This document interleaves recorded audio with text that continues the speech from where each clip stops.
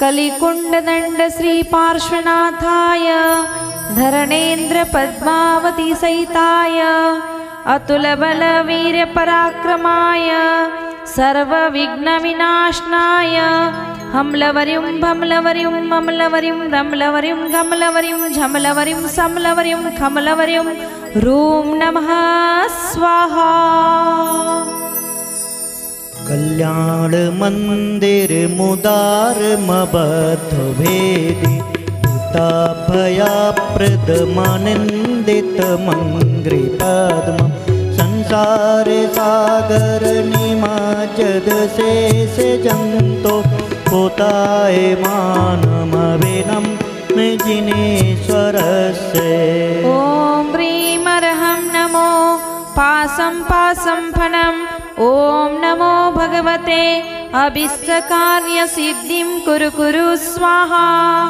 ओम ह्रीं भवसमुद्र पतंजं तु तारणाय क्लीं महाबीजाक्षर सहिताय श्री पार्श्वनाथीतंकराय अर्घ्यं निरूपामिति स्वाहा।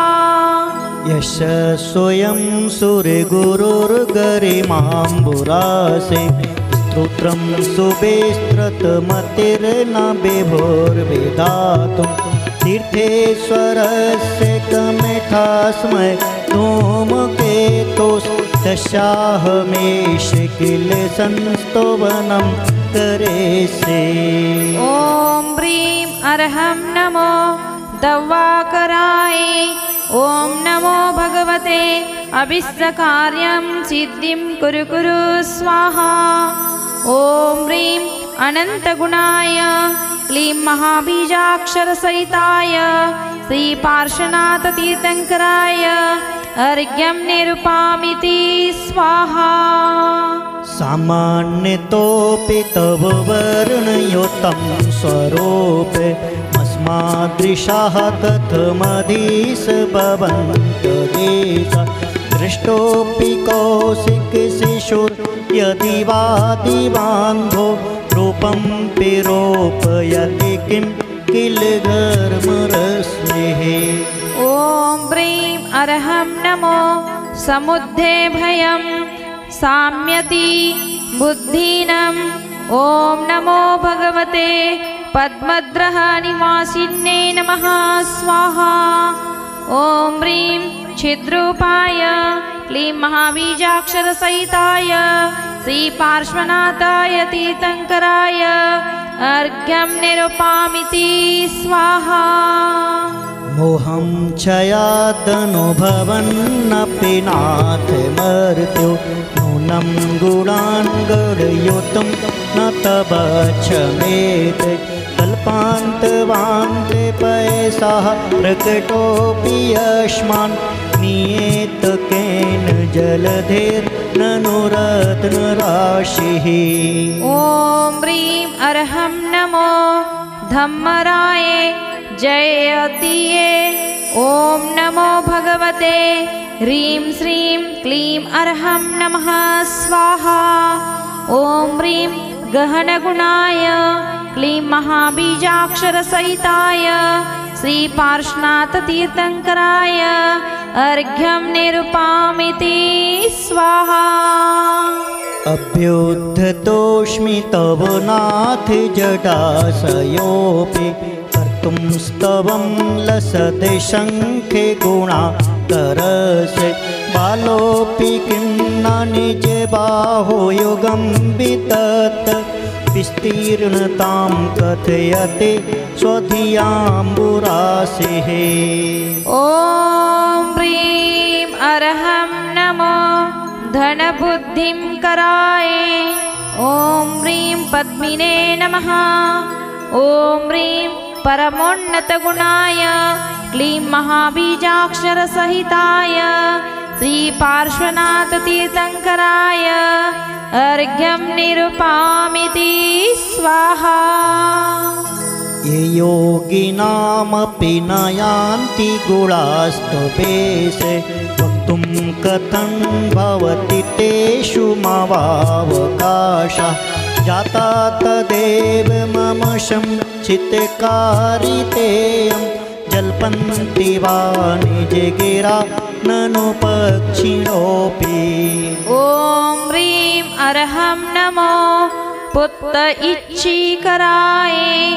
ॐ नमो भगवते ह्रीं श्रीं ब्रां ब्रां क्षां क्षीं प्रौं प्रौं नमः स्वाहा। ॐ ह्रीं अगम्यगुणाय क्लीं महाबीजाक्षरसहिताय श्रीपार्श्वनाथतीर्थङ्कराय अनर्घ्यपदप्राप्ताय अर्घ्यं निरुपामिति स्वाहा। अस्तमचिन्तमहिमाजिन संस्तवस्ते नामापि पाति भवतो भवतो जगन्ति तीव्रातपोपहते पान्थे जनान्निनादे गृह्णाति पद्मसरेशः सरेशो निलोपि।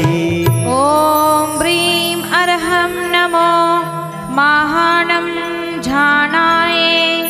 ॐ नमो भगवते शुभाशुभं कथयित्रे स्वाहा। ॐ ह्रीं स्तवनार्याय क्लीं महाबीजाक्षरसहिताय श्रीपार्श्वनाथतीर्थङ्कराय अर्घ्यं निरुपामिति स्वाहा। हृद्वर्तनी त्वयि विभो शिथिले भवन्ति जन्तोः क्षणेन निवेदा अपि कर्मबन्धा सत्यो भुजङ्गम माया एव मध्यभागमभ्यागते वनशिखण्डिनि चन्दनस्य। ॐ ह्रीं अरहं नमो गुणगदहारिये। ॐ नमो भगवते मम सर्वाङ्गपीडाशान्तिं कुरु कुरु स्वाहा। ॐ ह्रीं कर्मबन्धविनाशकाय क्लीं महाबीजाक्षरसहिताय श्रीपार्श्वनाथतीर्थङ्कराय अर्घ्यं निरुपामिति स्वाहा। मुच्यन्त एव मनुजः सहसा जिनेन्द्र रौद्रैरुपद्रवशतैस्त्वयि वीक्षितेऽपि गोस्वामिनि स्फुरित तेजसि दृष्टमात्रे चोरैरिवाशु पशवः प्रपलायमानहे। ॐ ह्रीं अरहं नमो कोपं हंसः। ॐ ह्रीं राम्लीं त्रिभुवनहुंफ स्वाहा। ॐ ह्रीं दुष्टोपसर्ग विनाशकाय क्लीं महाबीजाक्षरसहिताय श्रीपार्श्वनाथतीर्थङ्कराय अर्घ्यं निरुपामिति स्वाहा। त्वं तारको जिन कथं भवेनां तयेव त्वामद्वहन्ति हृदयेन यतोत्तरन्ता यद्वा तीर्थस्तरते अचलमेषेणो न मन्तर्गतस्य मरुतः सकिलानुभावः। ॐ ह्रीं अरहं नमो रपणासनाय। ॐ नमो भगवते गुणवते नमः स्वाहा। ॐ ह्रीं सुधेयाय क्लीं महाबीजाक्षरसहिताय श्रीपार्श्वनाथतीर्थङ्कराय अर्घ्यं निरुपामिति स्वाहा। यस्मिन् हरप्रभृतयोऽपि हता प्रभावा सोऽपि त्वया रतिपते क्षपिताः क्षणेन विद्यापिता हुते भुजा पैशाथयेन पीतं न किं तदपि दुर्धरवाढवेन। ॐ ह्रीं अरहं नमो वारिबालबुद्धिये। ॐ ह्रीं सरस्वते गुणवते नमः स्वाहा।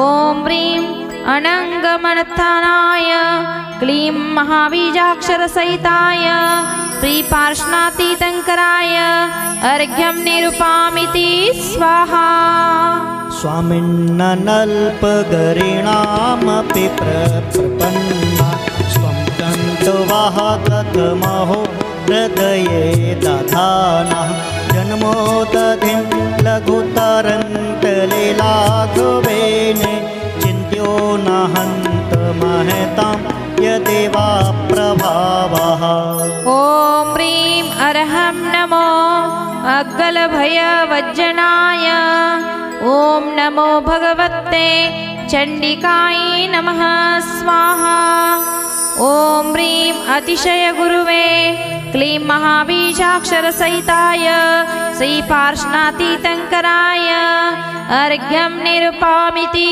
स्वाहा क्रुधस्त्वया यदि विभो प्रथमं निरस्तो त्वस्तास्तदावद् कथं किल कर्म चौरः लुषते मूत्रयदि वा शिशिरापि लोके नीलद्रुमाणि विपिनानि न किम् इमानि ॐ ह्रीं अर्हं नमो इक्कवज्जनाय ॐ नमो भगवते चामुण्डाय नमः स्वाहा ॐ ह्रीं जितक्रोधाय क्लीं महाबीजाक्षरसहिताय श्रीपार्श्वनाथतीर्थङ्कराय अर्घ्यं निरुपामिति स्वाहा त्वां योगिनो जिनिषदा परमात्मरूप मन्वेषयन्ति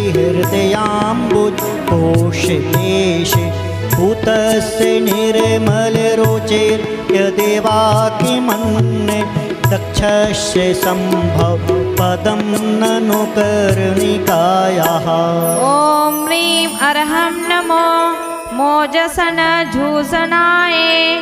ॐ नमो कालरात्रि नमः स्वाहा ॐ ह्रीं महामृग्याय क्लीं महाबीजाक्षरसहिताय श्रीपार्श्वनाथतीर्थङ्कराय अर्घ्यं निरुपामिति स्वाहा ध्यानजिनेश भवतो भविनाचरेण देहं विहाय परमात्मदशां विर्जन्ति तीव्रानलातुपलभावमपास्य लोके चामीकरात्तुमचिरादिविधातु वेदा ॐ ह्रीं अर्हं नमो तक्करदनपवपियाय ॐ नमो गन्धारी नमः श्रीं क्लीं ऐं ब्लूं भ्रूं स्वाहा ॐ ह्रीं कर्मकिट्टदहनाय क्लीं महाबीजाक्षरसहिताय श्रीपार्श्वनाथतीर्थङ्कराय अर्घ्यं निरुपामिति स्वाहा अन्तः सदेव जिनयस् विभावसेतुं पप्पे कथं तदपि नाशयसे शरीरम् एतत्स्वरूपमतमतविवर्तिनो हि यद्विग्रहं प्रशमयन्ति महानुभावा ॐ ह्रीं अर्हं नमो नगभयपणसाय ॐ नमो गौरी इन्द्रवज्रे ह्रीं नमः स्वाहा ॐ ह्रीं देहदेहि कलहनिवारकाय क्लीं महाबीजाक्षरसहिताय श्रीपार्श्वनाथतीर्थङ्कराय अर्घ्यं निरुपामिति स्वाहा आत्मा मनीषभिर्यं पदभेदबोध्या यातो जिनेन्द्र भवतेः भवत्प्रभाव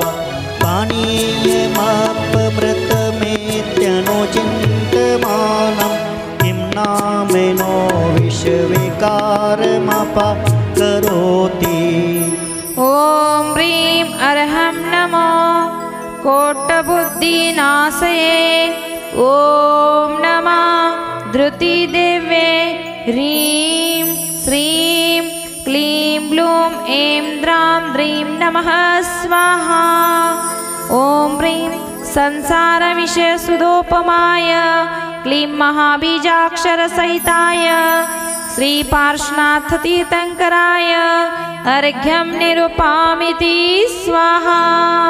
त्वमेव वेत्ते तमसं परवादिनोऽपि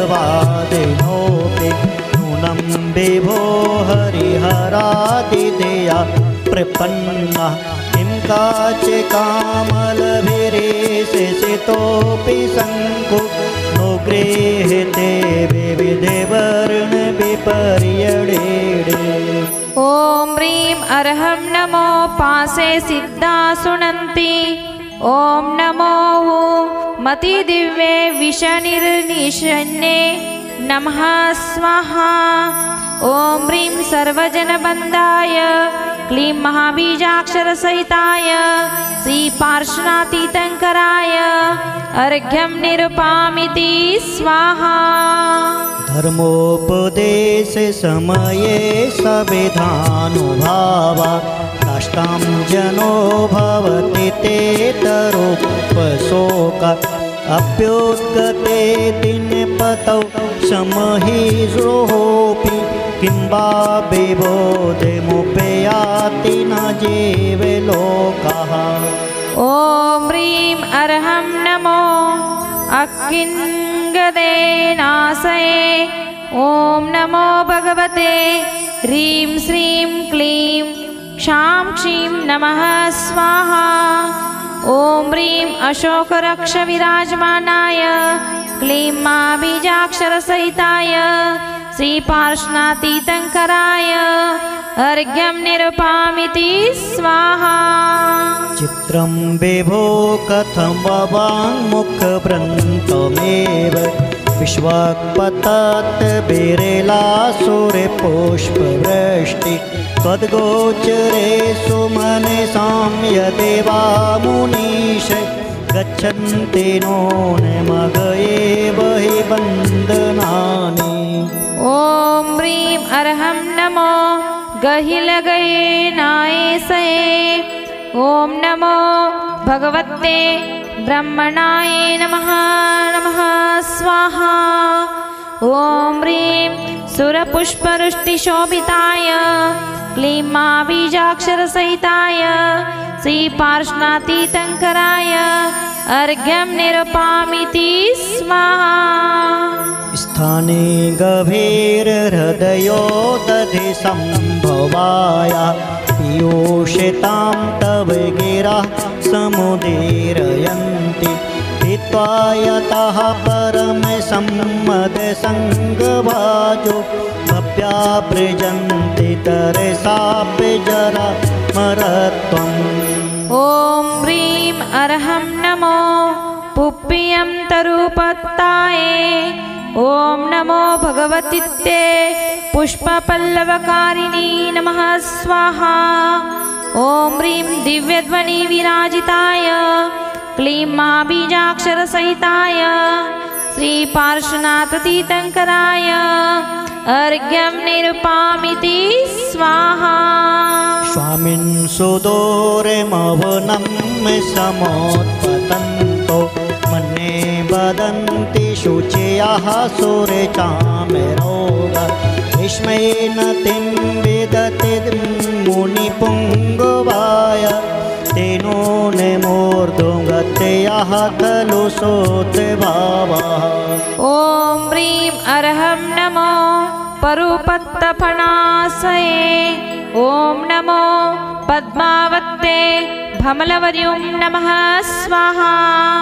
ॐ ह्रीं सुरचामरविराजमानाय क्लीं महाबीजाक्षरसहिताय श्रीपार्श्वनाथतीर्थङ्कराय अर्घ्यं निरुपामिति स्वाहा। श्यामं गभीरगिरिमोज्ज्वल हेमरत्न सिंहासनस्थ में भव शिखण्डिनीस्त्वाम् आलोकयन्ति रभसेन नदन्ते मोच्चैश्चामीकराद्रिशिरसि नवाम्बुवाहम्। ॐ ह्रीं अर्हं नमो वज्रयहरणाय। ॐ श्रीं क्लीं झां झीं झूं बीजः नमः स्वाहा।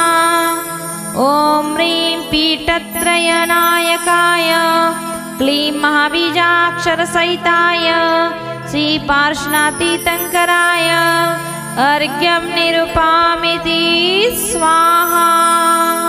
उद्गच्छेतात विशिते दूतिमण्डलेन लुप्तच्छदच्छ विरसोऽपितरोद्भवोव सान्निध्यतोऽपि यदेवा तव वेतरागे निरागतां व्रजति को न सचेतनोऽपि। ॐ ह्रीं अर्हं नमो आकाशगामिये। ॐ ह्रीं ब्रां ह्रीं षोडशभुजे जाये पद्मे चिन्ने प्रों प्रौं ह्रूं ह्रीं नमः स्वाहा। ॐ ह्रीं भामण्डलमण्डिताय क्लीं महाबीजाक्षरसहिताय श्रीपार्श्वनाथतीर्थङ्कराय अर्घ्यं निरुपामीति स्वाहा। भो भो प्रमादमवधूय भजत्वमेन माकर्तुर्निवृत्तिपुरीं प्रतिसार्थवाहम् एतन्निवेदयति देवी जगत्त्रयाय मन्ये नदन्नभिनभा सुरदुन्दुभेस्ते। ॐ ह्रीं अर्हं नमो हिण्डनमलानाय। ॐ धरणेन्द्रपद्मावत्ते नमः स्वाहा। ॐ ह्रीं देवदुन्दुभिनादाय क्लीं महाबीजाक्षरसहिताय श्रीपार्श्वनाथतीर्थङ्कराय अर्घ्यं निरुपामीति स्वाहा। उद्योतितेषु भवता भुवनेषु नाथ तारान्वितो विधुरयं वहताधिकारा मुक्ताकलापे कलितोरुषितात्पत्र व्याजात्रधाग्रत तनुर्द्रवमभ्युपेतः। ॐ ह्रीं अर्हं नमो जयदेयपासेवत्ताय। ॐ ह्रीं श्रां श्रीं श्रूं स्रः पद्मायै नमः स्वाहा। ॐ ह्रीं छत्रत्रयमहिताय क्लीं महाबीजाक्षरसहिताय श्रीपार्श्वनाथाय अनर्घ्यपदप्राप्ताय अर्घ्यं निरुपामीति स्वाहा। स्वनप्रपूरितजगत्त्रयपिण्डितेन कान्तिप्रतापयशेषामिव सञ्चयेन माणिक्यहेमरजत प्रविनिर्मितेन शालात्रयेण भगवन् नवितो विभासि। ॐ ह्रीं अर्हं नमो खलटुट्टनाशये। ॐ ह्रीं श्रीं धरणेन्द्रपद्मावती बलपराक्रमाय नमः स्वाहा।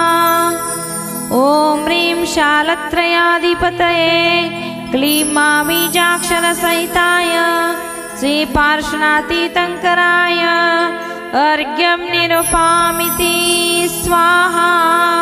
दिव्यसृजोजिन नमः त्रिदशाधिपाना उत्सृज्यरत्नरचितानपि मौलिबन्धा पादौ श्रियन्ति भवतो यदि पापरत्र तत्सङ्गमेषु मनेषु न रमन्त एव। ॐ ह्रीं अर्हं नमो वदवभज्जनाय। ॐ ह्रीं श्रीं ह्रीं क्रीं वषट् स्वाहा। ॐ ह्रीं भक्तजनानवन पत्तिराय क्लीं महाबीजाक्षरसहिताय श्रीपार्श्वनाथतीर्थङ्कराय अर्घ्यं निरुपामीति स्वाहा। त्वं नाथ जन्म जलधेर्विपराङ्मुखोऽपि यत्तारयस्य सुमितो निजपृष्ठलग्नां यक्त्वं हि पार्थिव निपस्य सतस्तवैवे चित्रं विभो यदसि कर्म विपाके शून्यः ॐ ह्रीं अर्हं नमो देवानुप्रियाये ॐ ह्रीं क्रीं ह्रीं फट् स्वाहा ॐ ह्रीं पृष्ठलग्नभयतारकाय क्लीं महाबीजाक्षरसहिताय श्रीपार्श्वनाथतीर्थङ्कराय अर्घ्यं निरुपामीति स्वाहा विश्वेश्वरेषु जनपालके दुर्गतस्त्वं किं वाक्षरप्रकृतिराप्यलिकेस्त्वमीश अज्ञानवत्यपि सदैव कथञ्चिदेव ज्ञानं त्वयि स्फुरति वेषु विकासहेतुः ॐ ह्रीं अर्हं नमो भद्राये ॐ ह्रीं श्रीं क्लीं ब्लूं प्रों भ्रूं नमः स्वाहा ॐ ह्रीं विस्मयनीयमूर्तये क्लीं महाबीजाक्षरसहिताय श्रीपार्श्वनाथतीर्थङ्कराय अर्घ्यं निरुपामीति स्वाहा प्राग्भारे संभृतनभांसि रजांसि रोषा उत्थापितानि कमठेन शठेन यानि छायापितैस्तव नानाथ हताशो ग्रस्तेस्तुभिर्यरुमेव परं दुरात्मा ॐ ह्रीं अर्हं नमो विआणं पत्ताये ॐ नमो भगवती चक्रधारिणी भ्रामय भ्रामय मनाशुभाशुभं दर्शय दर्शय स्वाहा ॐ ह्रीं कमटोत्थापित दुल्योपद्रवजिताय क्लीं महाबीजाक्षरसहिताय श्रीपार्श्वनाथतीर्थङ्कराय अर्घ्यं निरुपामीति स्वाहा यद्गर्जितोर्जिते घनौघमदप्रभीम प्रश्येत्तडिन्मुशलमांस घोरधारं देतेन मोक्ते मते दोस्तरवारिदग्रे तेनैव तस्य जिने दोस्तरवारि कृत्यम् ॐ ह्रीं अर्हं नमो अट्टमट्टनासये ॐ नमो भगवते मम शत्रुन् बन्धय बन्धय ताडय ताडय उन्मूलय उन्मूलय छिन्द छिन्द बिन्द बिन्द स्वाहा ॐ ह्रीं कमटकृतजलधारोपसर्गनिवारकाय क्लीं महाबीजाक्षरसहिताय श्रीपार्श्वनाथतीर्थङ्कराय अर्घ्यं निरुपामीति स्वाहा ध्वस्तोर्ध्वकेश विकृताकृतिमर्तमुण्ड प्रालम्बभयद्वक्त्रविनर्दयग्नि प्रीतप्रजाः प्रतिभवन्तमपीरितो यः शुषा भवन्त प्रतिभवं भवदोःखहेतुः ॐ ह्रीं अर्हं नमो जगताय कित्ताय ॐ ह्रीं श्रीऋषभादितीर्थङ्करेभ्यो नमः स्वाहा ॐ ह्रीं कमटकृतपैशाचिकोपद्रव जनशीलाय क्लीं महाबीजाक्षरसहिताय श्रीपार्श्वनाथतीर्थङ्कराय अर्घ्यं निरुपामीति स्वाहा धनस्त एव भुवनाधिपये त्रिसन्द माराध्ययन्ते विधिवत् नितुतान्यकृत्या भक्त्योल्लसत्पुलकपक्ष्मलदेहदेशाः पतद्वयं तव विभो भुवि जन्मभाजः। ॐ ह्रीं अर्हं नमो उञ्जीवस्साय तक्कणाणम्। ॐ ह्रीं नमो भगवते भूतपिशाचराक्षत वेतालनं ताडय ताडय मारय मारय स्वाहा। ॐ ह्रीं धार्मिकवन्दिताय क्लीं महाबीजाक्षरसहिताय श्रीपार्श्वनाथतीर्थङ्कराय अर्घ्यं निरुपामिति स्वाहा। अस्मिन्नपार भववारिनिधौ मुनीशे मन्येन मे श्रवणे गोचरे तां गतोषि आकीर्णिते तु तव गोत्र पवित्रमन्त्रे किं वा विपद्विषधरे सविधं समेति। ॐ ह्रीं अर्हं नमो मिज्जलीजन्नासये। ॐ नमो भगवति ते मेघियागदे अप्स्मारे रोगे शान्तिं कुरु कुरु स्वाहा।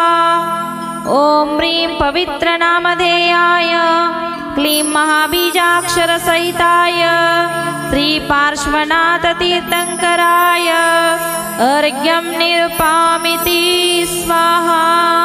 जन्मान्तरेऽपि तव पादयोगं न देवे मन्ये मया महितमीहितदान् दक्षं तेने हि जन्मनि मुनीसे परा भवानां जातो निकेतनमहं मथिताशयानाम्। ॐ ह्रीं अर्हं नमो ग्रां ग्रूं फट् विचक्राय। ॐ ह्रीं अष्टमहानागकुल विषशान्तिकारिण्ये नमः स्वाहा।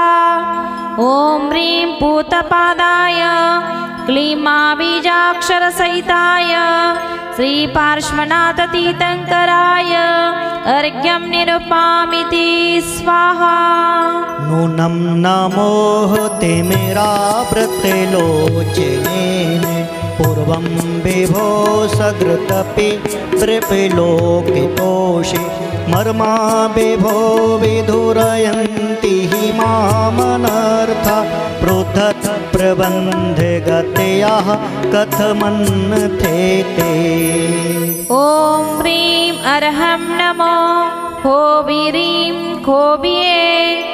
ॐ ह्रीं नमो भगवति सर्वराजप्रजावश्यकारिणे नमः स्वाहा। ॐ ह्रीं दर्शनीयाय क्लीं महाबीजाक्षरसहिताय श्रीपार्श्वनाथतीर्थङ्कराय अर्घ्यं निरुपामिति स्वाहा। आकीर्णितोऽपि महितोऽपि निरीक्षितोऽपि नूनं न चेतसि मया वृद्धितोषि भक्ता जातोऽस्मि तेन जनबान्धो दुःखपात्रं यस्मात् क्रियाः प्रतिफलन्ति न भावशून्यः। ॐ ह्रीं अर्हं नमो इट्टिमिट्ट भक्कं कराये। ॐ जानवा हारवाहहारिण्ये भगवते कंगारिदेवे नमः स्वाहा। ॐ ह्रीं भक्तितहीन जनमाध्य क्लीं बीजाक्षरसहिताय श्रीपार्श्वनाथतीर्थङ्कराय अर्घ्यं निरुपामिति स्वाहा। तन्नाथ दुःखी जने वत्सल हे शरण्य कारुण्य पुण्य बसते बशिनाम्बरेण भक्त्या नते मयि महेश दयां विधाय दुःखात् कुरोदलने तत्परतां विधेहि। ॐ ह्रीं अर्हं नमो सत्तावरि गुणिजम्। ॐ नमो भगवते सर्वज्वरशान्तिं कुरु कुरु स्वाहा। ॐ ह्रीं भक्तजनवत्सलाय क्लीं महाबीजाक्षरसहिताय श्रीपार्श्वनाथतीर्थङ्कराय अर्घ्यं निरुपामिति स्वाहा। निःशङ्खसार शरणं शरणं शरण्य मासाद्यसादितरिपु प्रतितावदानं त्वत्पादपङ्कजमपि प्रणिधानबन्ध्यो बन्ध्योऽस्मि चेद् भुवन पावनहतोऽस्मि। ॐ ह्रीं अर्हं नमो नासहे।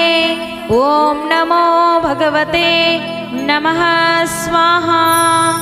ॐ ह्रीं सौभाग्यदायकपदकमलयुगाय क्लीं महाबीजाक्षरसहिताय श्रीपार्श्वनाथतीर्थङ्कराय अर्घ्यं निरुपामिति स्वाहा। देवेन्द्रवन्दविदिताखिलवस्तुसार संसारतारक विभो भुवनादिनाथ प्रायश्चो देवे करुणा हृदमां पुनीः सीदन्तमार्गभयदा व्यसनाम्बुरासेः। ॐ ह्रीं अर्हं नमो वप्पलाहवये।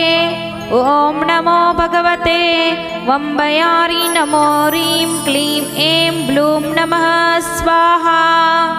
ॐ ह्रीं सर्वपदार्थवेदिने क्लीं महाबीजाक्षरसहिताय श्रीपार्श्वनाथतीर्थङ्कराय अर्घ्यं निरुपामिति स्वाहा।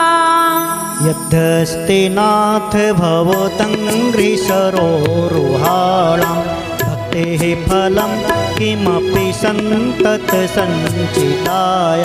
तन्मे त्वदेकशरणस्य शरण्यभूया स्वामी त्वमेव भुवनेत्र भवान्तरेऽपि। ॐ ह्रीं अर्हं नमो इत्तिवत्तनाशये। ॐ नमो भगवते स्त्रीप्रसूतरोगादिशान्तिं कुरु कुरु स्वाहा। ॐ ह्रीं पुण्यबहुजनसेव्याय क्लीं महाबीजाक्षरसहिताय श्रीपार्श्वनाथतीर्थङ्कराय अर्घ्यं निरुपामिति स्वाहा। इत्थं समीहितधियो विधिवचनेन्द्र सान्द्रोल्लसत्पुलककञ्चुकिताङ्गभागा त्वद्बिम्बनिर्मलमुखाम्बुजबद्धलक्षा ये संस्तुवं तव विभो रचयन्ति भव्याः। ॐ ह्रीं अर्हं नमो बन्दिमोकेकयाये। ॐ नमो सिद्धि महासिद्धि जगत्सिद्धि त्रैलोक्यसिद्धि सहिताय कारागारबन्धन मम रोग छिन्द छिन्द स्तम्भय स्तम्भय जुम्बय जुम्बय मनोवाञ्छित सिद्धिं कुरु कुरु स्वाहा। ॐ ह्रीं जन्म मृत्यु निवारकाय क्लीं महाबीजाक्षरसहिताय श्रीपार्श्वनाथतीर्थङ्कराय अर्घ्यं निरुपामिति स्वाहा। जननयन कुमुदचन्द्र प्रभास्वरः स्वर्गसम्पदो भक्त्वा ते विगलितमलनिचया अचिरान् मोक्षं प्रपद्यन्ते। ॐ नमो धरणेन्द्रपद्मावती सहिताय श्रीं क्लीं ऐं अर्हं नमः स्वाहा। ॐ ह्रीं कुमुदचन्द्रयतिसेवितपादाय क्लीं महाबीजाक्षरसहिताय श्रीपार्श्वनाथतीर्थङ्कराय अर्घ्यं निरुपामिति स्वाहा। ॐ ह्रीं सर्वगुणसम्पन्नाय क्लीं महाबीजाक्षरसहिताय श्रीपार्श्वनाथाय अर्घ्यं निरूपयामि स्वाहा। ॐ ह्रीं श्रीं क्लीं अर्हं श्री पार्श्वनाथाय नमः। ॐ